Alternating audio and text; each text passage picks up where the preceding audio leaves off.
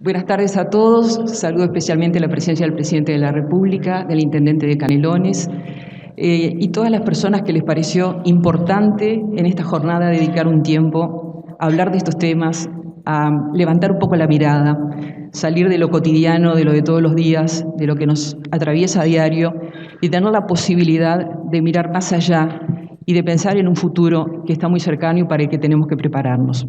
Agradezco la presencia de todos, también de mis compañeros de los medios de comunicación que están trabajando en esta cobertura, y la invitación de Marcos Carámbula para esta mesa y para trabajar en esta fundación que me parece muy necesaria.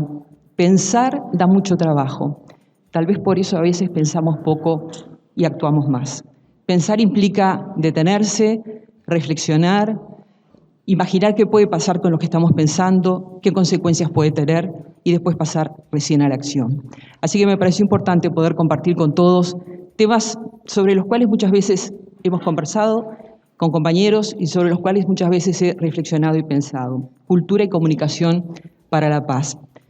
Obviamente no voy a empezar con definiciones ni de cultura ni de comunicación porque todos saben perfectamente lo que significan, y en lo que tiene que ver con la paz, mis compañeros de mesa ya adelantaron muchos de los conceptos que están involucrados.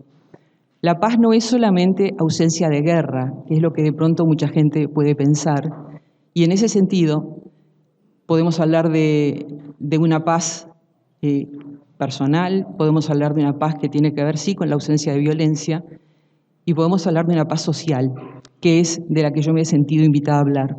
Así como hay distintos tipos de violencia, hay violencia física, hay violencia estructural, hay violencia cultural.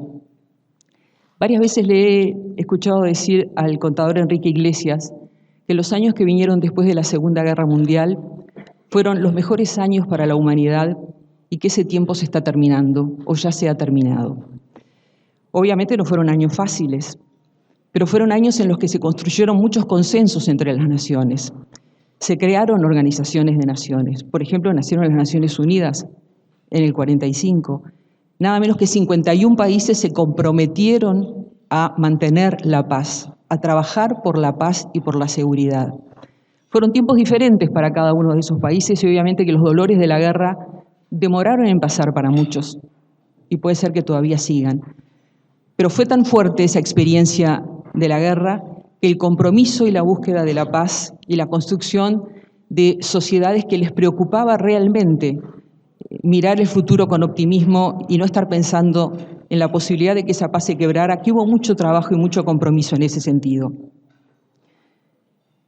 Yo quiero decir antes que nada que tengo la convicción de que vivo en un país profundamente pacífico, de que vivo en un país de gente de paz, de gente solidaria, de gente tolerante, con empatía por las personas que viven dificultades. Y de esa manera hacemos honor a una tradición que nos destaca en el mundo, que nos ha sido reconocida a nivel mundial. Gente de paz, gente empática, gente tolerante, gente solidaria. Y tal vez por eso mismo es que nos preocupa hoy estar hablando de la paz. Y tal vez por eso mismo este tema nos convoca, porque nos preocupa seguir siendo de esa manera. Y hay algunos síntomas, hay algunas alarmas, algunas alertas que nos están convocando para que empecemos a pensar y trabajar en este tema desde una perspectiva de no conformismo, sino de una acción más proactiva. Obviamente, Uruguay está inserto en la región y en el mundo y en un clima que tiene determinadas características y no escapa a eso. Primero que nada, quiero decir que la paz es un derecho consagrado por las Naciones Unidas, es un derecho universal. Las personas tenemos derecho a la paz. Básicamente, y aquí sí voy a ir a una definición, se comprende en el mundo que la cultura de paz consiste en promover una serie de valores, actitudes y comportamientos que rechazan la violencia, pero sobre todo previenen los conflictos. Uno tiene la tendencia en esta ultramodernidad a sentir que las definiciones de Naciones Unidas pueden parecer perimidas, anquilosadas, en tiempos en que está en cuestión la propia existencia de Naciones Unidas, porque hay gente que cuestiona su ineficiencia, su ineficacia para poder trabajar en los conflictos, su capacidad para hacerlo. Sin embargo, llama la atención la vigencia que tiene esta definición de cultura de paz de Naciones Unidas y que rescata para nosotros en palabras valores que están en juego en sociedades de pleno derecho, como es también la nuestra. La paz, yo les decía, no es solo ausencia de violencia. Los conflictos en la convivencia pueden aparecer. El tema es no fomentar esos conflictos, no fogonear esos conflictos. El tema es prevenir esos conflictos o, una vez instalados, propender a la resolución pacífica de esos conflictos. La resolución no violenta de esos conflictos es lo que pide Naciones Unidas. Me detengo en este tema de los valores que también rescataba el doctor Cafera y la doctora Ponzo, bueno, y también lo hacía Rafael Radi. Lo que queda claro es que cuando determinados valores que tienen que ver como la paz, que tienen que ver con la equidad, la tolerancia, la solidaridad, la dignidad humana, todo eso que construye una instancia de paz, lo que queda claro es que cuando esos valores no están, lo que se está generando son situaciones de violencia o situaciones que precisamente no propenden a la paz. Muchas veces nos preguntamos, y tal vez en lo personal con mucha frecuencia porque me toca estar en contacto directo, casi a diario, con situaciones de violencia, informándolas, preguntarme, pero ¿por qué se produjo esta reacción? ¿Qué produjo en esta persona esta reacción tan violenta cuando no hay ningún tipo de alteración sanitaria? ¿Qué es lo que pasó acá? ¿Por qué esta reacción? Eso nos lo preguntamos muchas veces. ¿Qué le pasa a la gente? Es una pregunta que muchas veces nos podemos hacer frente a reacciones violentas. Y respondo que esos valores que sostienen la cultura de paz, en muchos casos constato que no están presentes en las realidades y en la vida de estas personas. Eso no justifica reacciones violentas, pero explica reacciones violentas. Para quien tiene que tolerar la inequidad de no poder acceder a lo mismo que alguien que nació en su misma ciudad y en su mismo país y que de pronto pertenece a su misma generación. Para quien tiene que soportar la falta de solidaridad de quien lo mira distinto por su aspecto físico, por su lengua, por su color de piel, por su identidad sexual. Para quien tiene que sobrellevar la frustración de no poder acceder a un trabajo, de no poder acceder a una vivienda. La falta de solidaridad que puede vivir a diario a la hora de querer ubicarse en una sociedad con igualdad de derechos. La intolerancia que se refleja en la impaciencia ante los demás, en las reacciones ríspidas, instantáneas, inmediatas. La dificultad para tolerar la frustración, para gestionar nuestros miedos. Los miedos son muy generadores de violencia. Sembrar miedo es sembrar violencia. Y esta tendencia creciente que vemos también en la sociedad uruguaya a dirimir nuestros conflictos de manera agresiva, de manera violenta, a dirimir nuestras discusiones con serias dificultades para sostenerlas de manera pacífica. Cuando no, y como vemos también muchas veces, dirimimos nuestras diferencias utilizando las armas. Y yo les quiero decir que UNESCO, cuando habla de los principales valores a jerarquizar en la paz, entre los tres primeros pone justicia, democracia y, en tercer lugar, desarme. La presencia de las armas como un elemento que propicia la ausencia de paz y la generación de violencia. Nosotros tenemos algunas percepciones de nosotros mismos como sociedad que a veces acomodamos a las circunstancias. El extranjero turista que viene en un crucero, que viene a comprar, que viene a pasear, tiene de nosotros una muy buena imagen, la misma que nosotros tenemos de él. Sin embargo, en el diálogo con la gente que trabaja en organizaciones vinculadas a los recientes migrantes, por ejemplo, la organización Idas y Vueltas, no es esa la percepción que tienen quienes han venido en los últimos años a vivir en nuestro país. Nosotros sí tenemos una buena percepción. La última encuesta muestra de la Facultad de Ciencias Sociales que el 85% de los uruguayos tenemos una muy buena impresión de cómo tratamos a los migrantes. No es lo que dicen los migrantes en esa organización o en sus contactos. La migración ha sido una prueba de fuego para los uruguayos. Lo fue también en el siglo XX, esas generaciones de europeos, sobre todo, que llegaron a nuestro país. Que no fue fácil, y lo digo por experiencia personal por mis padres, pero sin embargo, en ningún caso esos emigrantes hablan de una sociedad que no los haya acogido con tolerancia, con solidaridad, que los haya acompañado en el proceso de adaptarse y de incluirse en nuestra sociedad. La realidad hoy es distinta. Por eso digo que la migración de nuestro propio continente latinoamericano nos ha puesto frente a un espejo que nos desafía muy especialmente desde el punto de vista humano y que no nos devuelve la mejor imagen de nosotros mismos. Todo indicaba en este mundo globalizado que las fronteras se terminaban, que todos íbamos a estar intercomunicados. Y sin embargo, las fronteras se están levantando por todos lados y cada vez más. Y no me refiero a fronteras geográficas. Estoy hablando de un concepto mucho más abstracto y sobre todo lo pensaba cuando también hablaba la doctora Ponzo.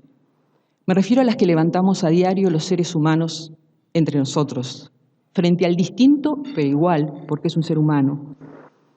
Al humano que también reclama derechos iguales a nosotros, aunque venga de otro lado, aunque tenga otras costumbres. Los europeos suelen decir: queríamos mano de obra y llegaron personas. En nuestro caso, debemos decir que debe haber cosas tan difíciles de superar como las fronteras para quienes las tienen que vivir. La frontera subleva, la frontera genera reacción, sobre todo a quien no puede atravesarla. Esas fronteras no contribuyen a una cultura de paz. Frontera es la pobreza, infranqueable para quien la vive. Frontera es el miedo que desde muchos lugares se siembra. Frontera es la que se levanta muchas veces ante la imposibilidad de acceder a la educación. La frontera que impide llegar a un trabajo, acceder a un trabajo, ingresar a un lugar, tener una oportunidad. Por todos esos lados, para muchas personas hay fronteras y eso no es generador de paz. Es un concepto abstracto de frontera que estoy manejando, porque además quiero aclarar que no manejo el concepto de grieta porque tengo la convicción de que no hay grieta en la sociedad uruguaya. Sí tenemos estas fronteras invisibles, pero muy tangibles y muy concretas para quienes los viven a diario como límites. En el libro El lápiz del carpintero, del escritor español Manuel Rivas, uno de los protagonistas dice: pobreza es lo que aparta a los pobres del pastel. Y vaya si el hambre es una frontera generadora de violencia para quien la vive. Frontera abstracta, pero sí será concreta para quien tiene que estar viviendo esa realidad. La teoría de las necesidades insatisfechas que sostiene Maslow es una de las teorías que más tiende a explicar las reacciones violentas en las sociedades modernas. La teoría de las necesidades básicas insatisfechas. La pobreza genera impotencia, genera violencia, y no solo en quien la vive. Es importante que no exista la resignación frente a la pobreza, porque la pobreza es injusticia y es sublevante y les está impidiendo a las personas acceder a un derecho que está consagrado. Ahora lo que corresponde preguntarnos es cómo propender a esa cultura de paz. ¿Qué hacer para que esos valores que definen una cultura de paz se siembren en nuestra sociedad y entre nosotros? Obviamente la familia es la primera en este sentido que tiene responsabilidad. En la familia se aprenden los primeros valores, de nuestros padres nos llegan las primeras actitudes, los primeros hábitos, salvo que sea una familia con una disfuncionalidad total. Pero me interesa detenerme en aquello que escapa al ámbito privado y que por lo tanto nos involucra como sociedad y también involucra al Estado. Hay coincidencia general que la educación, como en todos los ámbitos de la vida, y también los mencionaban mis compañeros de mesa, es la clave. La educación es el ámbito ideal para trabajar estos valores y para construir una cultura de paz y para ponerlos en práctica. Y esto no se plantea solo en una asignatura, se plantea en todas, se plantea en la vida cotidiana en el centro educativo. Nicolescu habla de la transdisciplinariedad para trabajar estos temas que tienen que ver con construir personas críticas, personas que sepan trabajar en la búsqueda de soluciones, personas que puedan pensar con capacidad propia.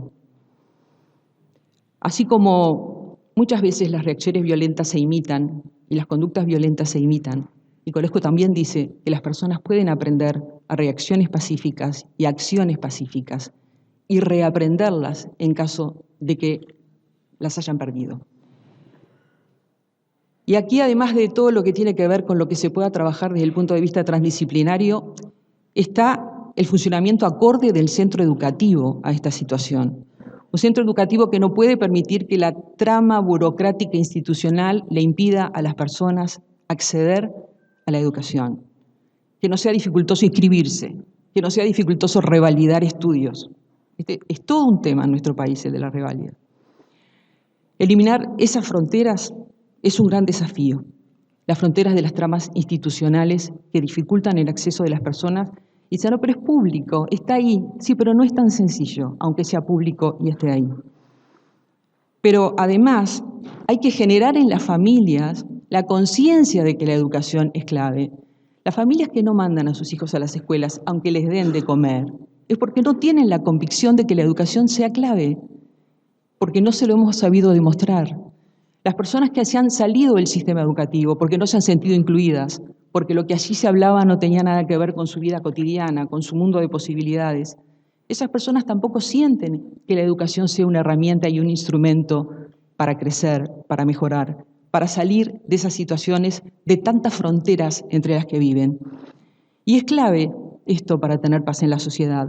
Por lo tanto, hacer llegar este mensaje con la acción y con la palabra, porque las palabras y las acciones tienen que conciliarse. El discurso tiene que conciliarse con lo que hacemos. Es clave lo que puedan hacer los referentes de la sociedad, esas personas que desde distintos ámbitos logran visibilidad, son claves para dar este mensaje, para actuar este mensaje. Esas personas que también logran visibilidad en los medios de comunicación porque tienen la posibilidad de un micrófono, tienen un momento ideal para este mensaje, demostrando en lo que dicen y en lo que hacen que la educación es clave y es un instrumento clave. Los medios de comunicación masiva son una herramienta fundamental en el fomento de los valores, eso lo sabemos todos.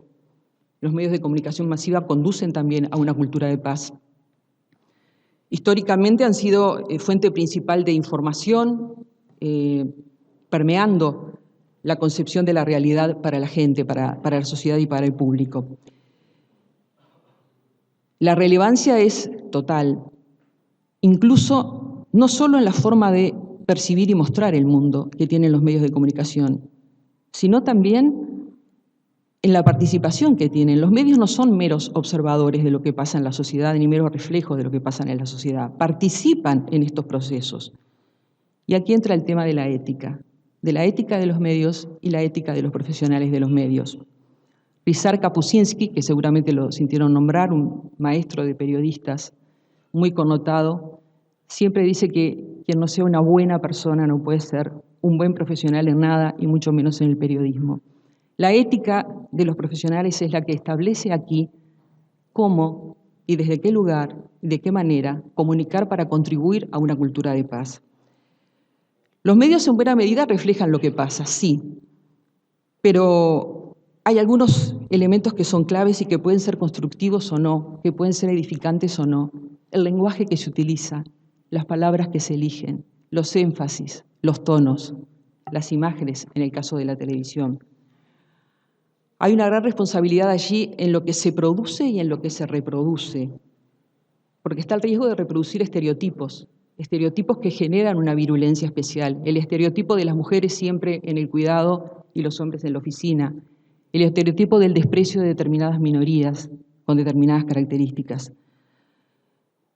En vez de fomentar la empatía por valores que construyen paz, allí se ponen en riesgo. Y está también el riesgo de ser utilizados por quienes, como hábiles declarantes en el momento del uso del micrófono, no tienden con su discurso a propender a una cultura de paz. El problema es hasta dónde eso lo permitimos, el problema es hasta dónde eso lo queremos. El rol de los medios en la creación de una cultura de la paz, entonces, además de la educación, es otro de los desafíos que tiene nuestra sociedad. Pero aquí aparece enrabado el tema de las redes sociales. Y acá voy a hacer una digresión, porque muchas veces se compara el periodismo actual con el periodismo de antes. Es imposible hacer esa comparación. Lo primero que quiero decir es que el periodismo como concepto sigue siendo hoy lo mismo que cuando nació. La diferencia está en la posibilidad de acceder a una cantidad de herramientas. Los rapsodas y aedas que venían de la guerra y contaban en la antigua Grecia lo que había pasado, bueno, son los periodistas del pasado. Eso fue cambiando a lo largo del tiempo hasta que surgió todo lo que tiene que ver con las tecnologías de hoy. Pero entre el periodismo de antes y el de hoy, la diferencia fundamental está en el tiempo. Antes los hechos ocurrían y había un tiempo para procesar la información sobre esos hechos, para pensar el lenguaje, para buscar el discurso, cómo se transmitía. Hoy, gracias a Internet, eso es instantáneo y esa noticia la da cualquiera, no estrictamente o un periodista o un profesional que por lo tanto está preparado y puede trabajar profesionalmente ese tema. El tema de las redes sociales le ha dado a la palabra un poder inédito, inédito. Una palabra que se tira allí puede terminar detonando cualquier conducta, cualquier cosa. Y a medida que las cosas toman poder, lo más sensato es pensar en cómo trabajar de manera más responsable con ellas. Sin embargo, lo que está ocurriendo hoy es que cualquier información se masifica en instantes y el impacto que antes podía buscar un periodista elaborando su nota, hoy la logra cualquiera, sin ninguna elaboración y sin ninguna responsabilidad moral de ningún tipo. No afronta ninguna responsabilidad en general por decir cosas que no tienen de pronto el mayor asidero. La búsqueda de la verdad es el trabajo del periodismo desde siempre, históricamente, no hay otra historia. Hay quien habla de periodismo en estado puro, de periodismo no. El periodismo es eso siempre, la búsqueda de la verdad y trasladársela a la gente. Pero hay quienes están en este juego trabajando de manera no profesional y son quienes usan las redes sociales. Cualquiera da hoy noticias o editorializa a través de Twitter, en un blog. Y entonces, ¿cuál es el papel del periodismo? Y Javier Darío Restrepo, que es otro maestro de periodistas colombiano, se responde que es el momento del periodismo ético. Es el momento del periodista al cual la gente le cree porque sabe que está construyendo valores con lo que dice. Y muy probablemente lo que vaya a hacer es a chequear esa información antes de actuar en consecuencia. El fenómeno de las redes sociales es un fenómeno en el que con total impunidad algunas personas identificándose, otras no, actuando en el anonimato con absoluta cobardía, dan información, transmiten hechos, fomentan el odio, cuestionan instituciones, ridiculizan personas, ridiculizan profesiones, le faltan el respeto a la verdad, fogonean la reacción violenta. De quienes se amparan en la cobardía no nos vamos a ocupar porque esos mensajes no merecen la menor atención, pero sí de quienes tienen responsabilidad, y vuelvo al tema de los referentes. Vuelvo a los referentes que usamos las redes sociales, que usan las redes sociales. Miren, lo que se dice en Twitter no queda en Twitter. Lo que se dice en el mundo de Twitter no queda en el mundo de Twitter. Trasciende, sale de allí, tiene su efecto. Allí hay mucha cultura antipaz. Todos esos valores que incluye Naciones Unidas en su definición, y que yo diría que en 1945 estaba lejos Naciones Unidas de pensar en redes sociales, pero lo de prevenir el conflicto, lo de buscar evitarlo, parece que es un elemento que justamente no es lo que se está presentando a nivel de las redes sociales, y me refiero sobre todo a Twitter, porque es básicamente lo que utilizan los referentes en las sociedades occidentales. Aquello de no alimentar el conflicto, sino prevenirlo, en muchos casos, si ustedes miran Twitter, es exactamente lo contrario. Aquello del respeto por la dignidad humana, en muchos casos es también todo lo contrario. Y sale de Twitter porque es trasladado a redes más populares o porque los medios de comunicación también muchas veces lo divulgan.